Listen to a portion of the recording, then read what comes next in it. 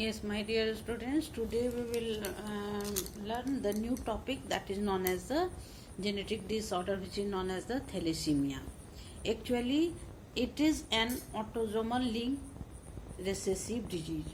It is autosomal linked recessive disease and it occurs due to either mutation or deletion resulting in reduced rate of synthesis of one of globin chain of the hemoglobin. The characteristic symptoms of the disease, how we can understand it, let us see. Thalassemia is classified into two types. First one is known as the alpha thalassemia and next one is known as the beta thalassemia. What is alpha thalassemia? In the alpha thalassemia, it is controlled by the two closely linked genes, HBA1 and HBA2, on chromosome number 16. Due to mutation or deletion of one or more of the four alleles, there is reduced rate of synthesis of alpha globin chain of hemoglobin. So, more the number of alleles defected, less will be the globin synthesis, and thus it may result into the alpha thalassemia. Let us see what is the beta thalassemia. In the beta thalassemia, we see that it is controlled by a single gene HBB on chromosome number 11. This disease is caused due to mutation of one or both the alleles of the gene.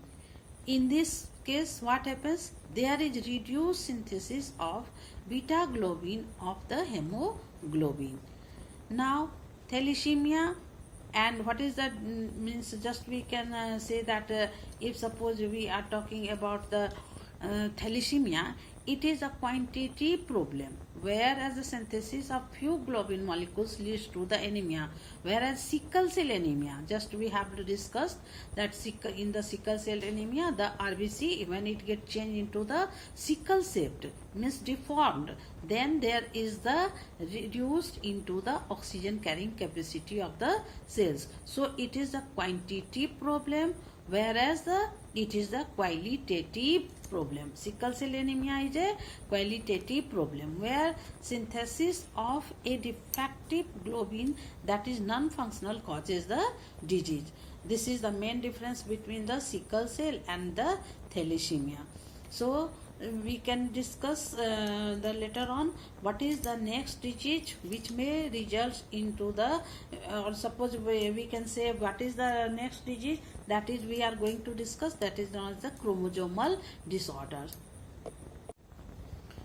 Good morning students, today we will discuss the new topic that is known as the chromosomal disorder. Actually what happens in the chromosomal disorders, let us see. These are caused due to absence or excess or abnormal arrangement, or we can say a structure of one or more chromosomes. Sometimes the chromatids fail to segregate during cell division, resulting in gain or loss of a chromosome. This is called aneuploid. As you have learned in my previous video, what is aneuploid, what is polyploidy, etc. So today we will discuss about the means how it will result into the defects when there may be any abnormality which is shown into the chromosome number.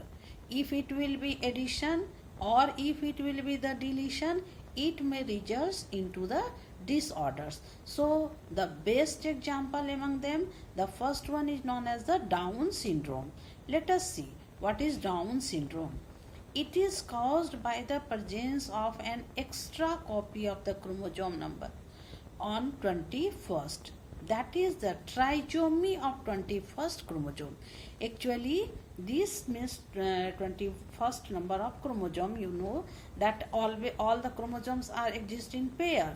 So if suppose there is one more chromosome will be there, this condition is known as the trisomy.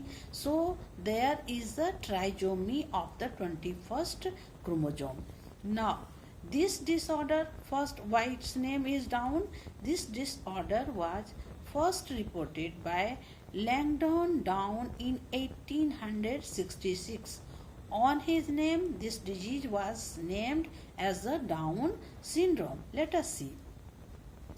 The afflicted, suppose the individuals which shows the following symptoms. What is it? Short stature and a small round head with a flat back.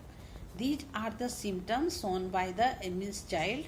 Short stature and a small round head with a flat back. Number 2 means defect is shown by them. It is known as a partially open mouth with protruding furrowed tongue. Palm is broad with characteristics palm crease. Many loops on fingertips. A small and arched palate. Epicanthic eye fold. Congenital heart disease. Physical, psychomotor and mental retardation. These are the symptoms which is shown by a person, by the child which is suffering from the Down, who is suffering from the Down syndrome. Yes, my dear students. Now you see the next type of disease which is known as the Klinefelter syndrome. It is caused by the presence of an additional copy of X chromosome. Just we have learned that there is a Down syndrome which is caused due to the trisomy of the 21st chromosome. Here we can see that there is an addition, means an extra chromosome of the X. So resulting in the karyotype 45 plus XXY. Though the individual is a male, he shows a number of feminized character, because you know that if there is the Y chromosome, it means it obviously we can say he is male. Though the individual is a male, but he shows a number of feminized character. Following are the characteristic symptoms of the disorder. How we can find out, how we can say recognize, how we can say understand by seeing their configuration, that they show the tall stature with feminized physique, and although they are male, but there is a development of the breast that is known as the gynecomastia. Female type of pubic hair pattern and poor beard growth, sterility, feminized pitched voice. These are the symptoms shown by them. Next one is known as the Turner syndrome. This disorder is caused due to the absence one of the X chromosome in a female.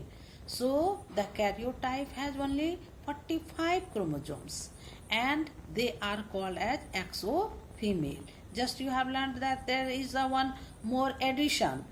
It means it leads to the Klinefelters. But when there is the deletion of one more chromosome, then it will be known as the XO female. 45 chromosomes only. There will be the 47. So following are the symptoms of an affected individuals. Let us see. What are the symptoms shown by them? It is the, again, short stature, sterile female with rudimentary ovaries, shield-shaped thorax, waved neck, poor development of breast, lack of secondary sexual characters, a small uterus, puffy fingers, etc. These are the symptoms which can be seen easily in that person who is suffering by the Turner's, means who is showing the symptoms of the Turner's syndrome. So in this way, my dear students, we have finished this chapter, and in the next video I will share you the question answer related from this topic, and you have to make the notes and write it in your fair copy. Till then, bye.